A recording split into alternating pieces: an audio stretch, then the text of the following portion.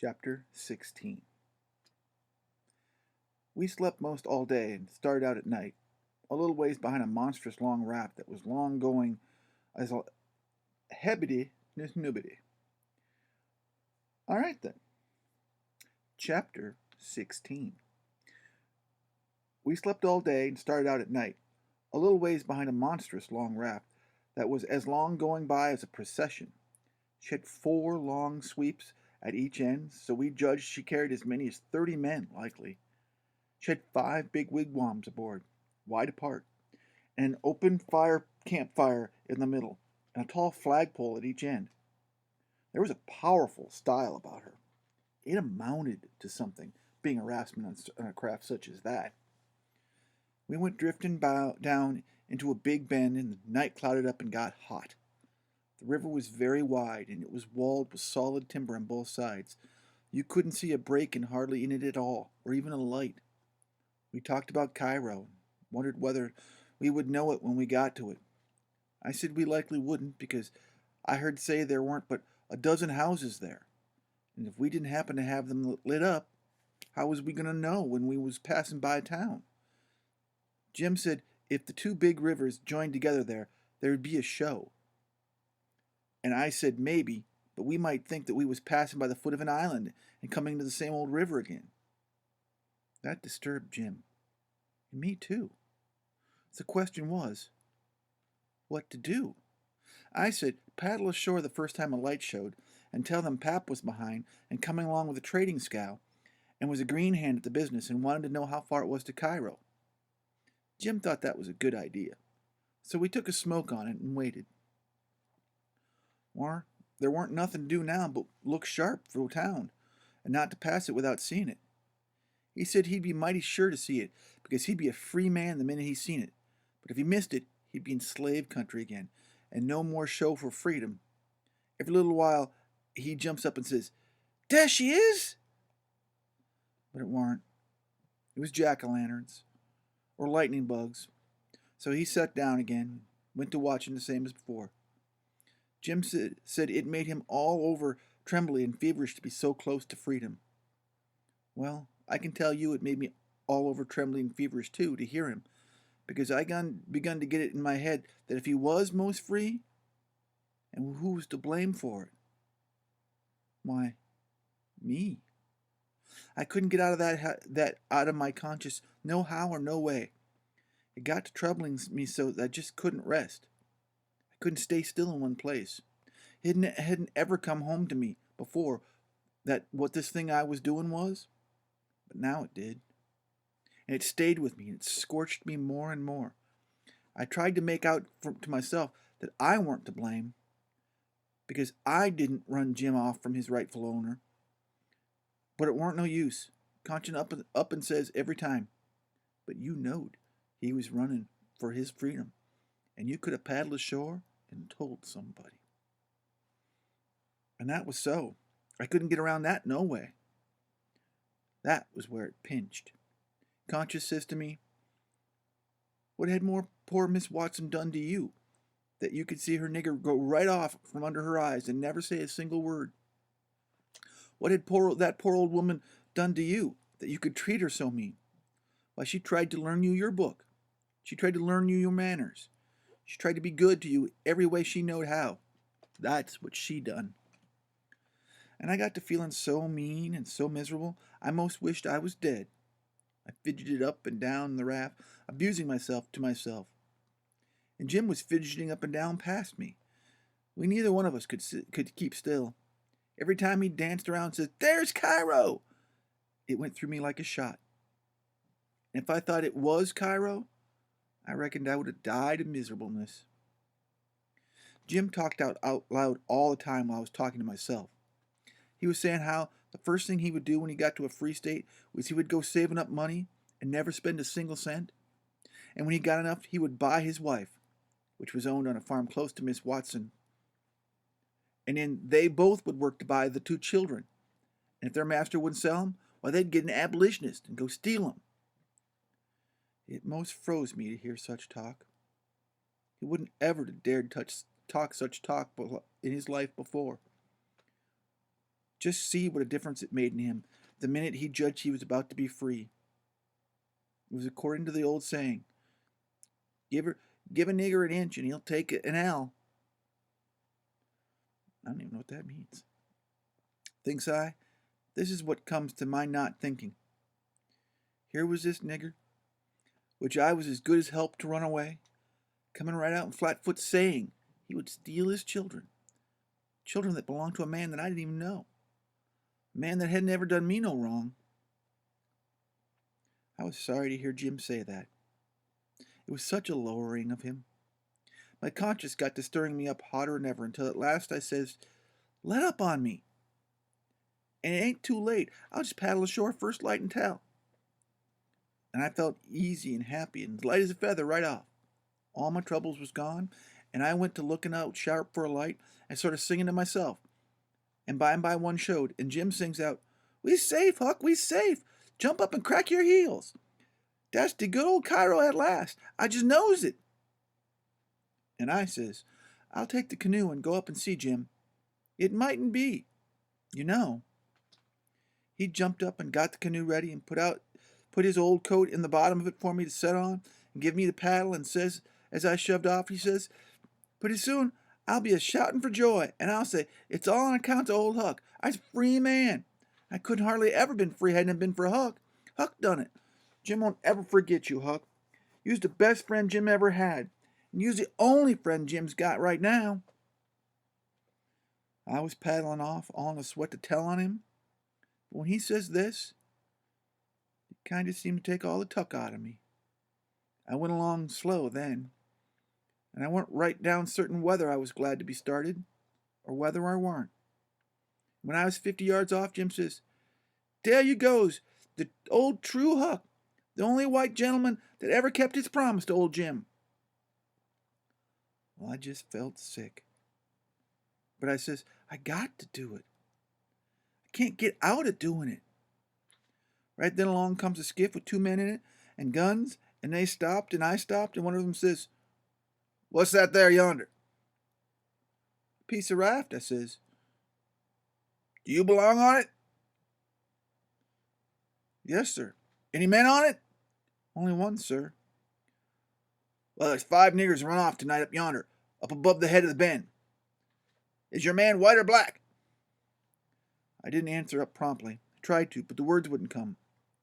I tried for a second or two to brace up and out with it, but I weren't man enough. I hadn't the spunk of a rabbit. I see I was weakening, so I just gave up and trying, and I says, he's white. Well, I reckon we'll go and see for ourselves. I wish you wouldn't, I says, because it's Pap that's there, and maybe you'd help me tow the raft ashore where the light is. He's sick. And so is Ma'am and Aunt Mary. Oh, the devil, we're in a hurry, boy. I suppose we've got to.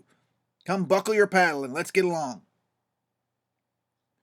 I buckled to my paddle and they laid on their oars, and when we'd made a stroke or two, I says, Pap will be mightily obleeged to you. I can tell you, everybody goes away when I want them to help to tow me ashore, and they can't do it by myself. Well, that's infernal mean. Odd, too. Say, boy, what's the matter with your father? It's the, well, it ain't nothing much. Well, they stopped pulling. It weren't but a mighty little ways to the raft now. And one says, boy, that's a lie. What is the matter with your pap? Answer up square now, and it'll be the better for you. I will, sir. I will. Honest. But please don't leave us. It's the... Gemman, if you only pull ahead and let me heave you to the headline, you won't have to come near the raft. Please do. Set her back, John. Set her back, says one. They backed the water. Keep away, boy. Keep to the load. Confound it, I just expect the wind is bloated to us. Your pap's got the smallpox, and you know it precious well. Why didn't you come out and say so? Do you want to spread it all over? Well, says I, a blubbering, I've told everybody before, and they just went away and left us. Poor devil. Well, there's something in that. We are right down sorry for you, but well, hang it, we don't want the smallpox, you see. Look here, I'll tell you what to do. Don't you try to land by yourself, or you'll smash everything to pieces. You float along down about 20 miles. And you'll come to a town that's on the left-hand side of the river. It'll be along a little after sunup then, and when you ask for help, you tell them your folks are all down and with the chills and fever. Don't be a fool again, and let the people guess what the matter is. Now we're trying to do you a kindness, so you just put 20 miles between us. That's a good boy. Wouldn't do you any good to land yonder where the light is. It's only a wood yard. Say, I reckon your father's poor, and I'm bound to say he's in pretty hard luck. Here, I'll put a $20 gold piece on this board. You get it when it floats by. I feel mighty mean to leave you, but by my kingdom, it don't fool to do with no smallpox. Don't you see? Hold on, Parker, says the man.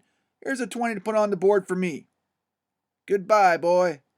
And you do as Mr. Parker says. You'll be all right. That's so, my boy. Goodbye. Goodbye. If you see any runaway niggers, you get help and nab 'em. And you can make some money by that. Goodbye, sir, I says. I won't let no runaway niggers get by me if I can help it. And they went off, and I got aboard the raft, feeling bad and low, because I knowed very well I had done wrong. And I see it weren't no use for me to try to learn to do what's right. A body that don't get started right when he's a little ain't got no show. And when the pinch comes, there ain't nothing to back him up and keep him to his work. And so he gets beat. And then I thought to myself for a minute, and I says to myself, hold on. Suppose you'd have done the right thing and give Jim up. Would you have felt better than what you do right now? No, says I to myself. I'd feel bad. I'd feel just the same way as I do now. Well, then, says I, what's the use to you learning to do right when it's troublesome to do right and it ain't no trouble to do wrong? And the wages is just the same. I was stuck to myself there. I couldn't answer that. So I reckoned I wouldn't bother no more about it. But after this, always do whichever way comes handiest at time. I went into the wigwam and Jim weren't there. I looked all around and he weren't anywhere. And I says, Jim! Here I is, Huck. Is day out of sight? Don't talk loud. He was in the river under the stern oar, with just his nose out. And I told him they were out of sight, so he come aboard. And he says, I was a-listening to all the talk, and I slips into the river when they was going to shove off for show if they'd come aboard. Then I was going to swim to the raft again when they was gone. But lawsy, you did fool 'em, Huck. That was the smartest dodge. I tell you, child, I expect it'd save old Jim. Old Jim ain't going to forget that.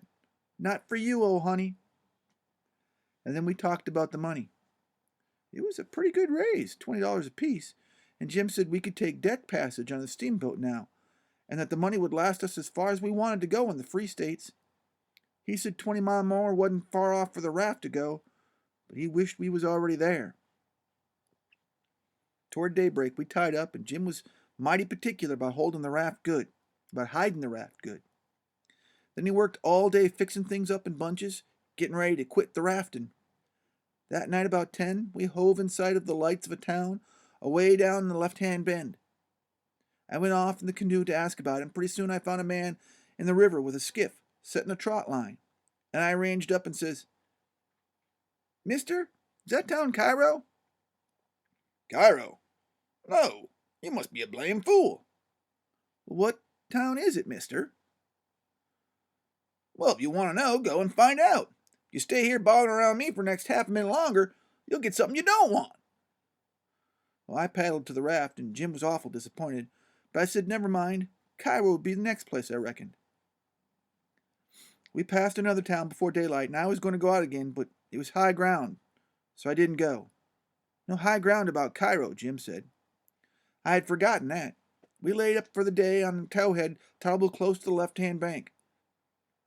I began to suspicion something. So did Jim. And I says, maybe we went by Cairo that night in the fog. And he says, don't let's talk about it, Huck. Poor niggas can't have no luck. I always expected that rattlesnake weren't done with its work. I wish I'd never seen that snake skin, Jim. I do wish I'd never laid eyes on it. It ain't your fault, Huck. You didn't know. don't, don't blame yourself about it. When it was daylight, here was the clear Ohio water inshore, and sure enough, outside of it there was the muddy old regular. So it was all up with Cairo. We talked it all over, and it wouldn't do to take to shore. We couldn't raft up the stream, of course. There weren't no way but to wait for dark and then start back in the canoe and take the chances. So we slept all day amongst the cottonwood thicket so as to be fresh for the work, and when we got back to the raft, about dark, the canoe was gone. We didn't say a word for a good while. There weren't anything to say. We both knowed well enough it was some more work of that rattlesnake skin. So what was the use to talk about it? It would only look like we was finding fault, and that would bound to fetch more bad luck, and keep on fetching it too, till we knowed enough to keep still. By and by we talked about what we better do. Found there weren't no other way than just go along with the raft till we got a chance to buy a canoe to go back in. We weren't going to borrow it when there weren't anybody around, the way Pap might do, for that might set people after us. So we shoved out after dark on the raft.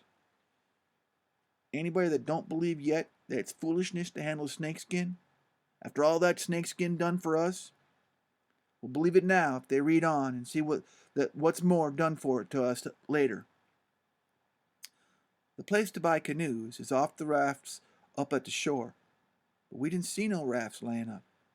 So we went along during the 3 hours and more. Well, the night got gray and rather thick, which is the next meanest thing to fog. You can't tell the shape of the river. You can't see no distance. It got to be very late and very still. Then along comes up a steamboat. Well, we lit up the lantern and judged she would see it. Upstream boats didn't generally come too close to us. They'd go out and follow the bars and hunt for easy water under the reefs. But nights like this, they bull right up the channel against the whole river.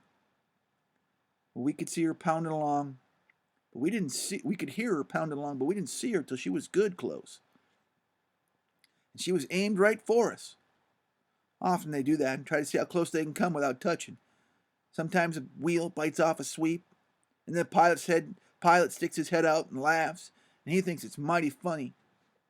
Well, here she comes, and we said she wasn't going to try and shave us, but she didn't seem to be shearing off one bit. She was a big one, and she was coming in a hurry, too, looking like a black cloud with rows of glowworms around it. But all of a sudden she bulged out, big and scary, and with a long row of wide-open furnace doors shining like red-hot teeth, and her monstrous bows and guards was hanging all over us. There was a yell at us and a jingling of bells to stop the engine, and a powwow of cussing, and a whistling of steam, and as Jim went overboard one side, I went on the other, she come straight smashing right through the raft. I dived, and I aimed to find the bottom too, for a 30-foot wheel had got to go over me, and I wanted to have plenty of room. I could always stay under water a minute, but this time I reckoned I stayed under a minute and a half. And then I bounced up for the top in a hurry, for I was nearly busted. I popped out to my armpits and blowed the water out of my nose and puffed a bit. Of course, there was a booming current, and of course that boat started her engines up again 10 seconds after she stopped them, for they never cared much about raftsmen. So now she was churning along up the river out of sight with the thick weather, though you could still hear her. I sung out for Jim about a dozen times. I didn't get any answer. So I grabbed a plank that touched me a while, and for a while I was just treading water. And then I struck out for shore, shoving it ahead of me. But I made out to see the drift. The current was toward the left-hand side, which meant that if I was crossing, I'd have changed off to the other ways. So that's the ways I went. It was one of these long, slanting 2-mile crossings. so I was a good long time in getting over. I made safe landing and clumb up the bank. I couldn't see but a little ways, but I went poking along ever over rough ground for a quarter of a mile or more, and then I ran across a big old double log house before I noticed it. I was going to rush on by and get away, but a lot of dogs jumped out and went to howling and barking at me, and I knowed better than to move another peg. Well, there we are. That's the end of chapter 16. Huck's confronted himself, and whether he won or failed, I guess, depends on what side of the timeline you're on. I certainly hope that we all think that he won, that he proved himself a better man, but we don't think that he thinks that right now, and certainly he's put himself afoul of the law and the teachings of his time. Hopefully, we've found a better way in modern times. As I've said before, and I'll probably continue to say, it's kind of pinchy, to use Huck's terms, to read that, and particularly to read that aloud. Huck's got a lot on his mind, and I'd like to think that we'd do better now, but there's certainly plenty of evidence to say in today's times that many of us wouldn't. It wouldn't take much to point to folks who would do what the law says they can, not what the heart says they should. So, there we are. End of chapter 16.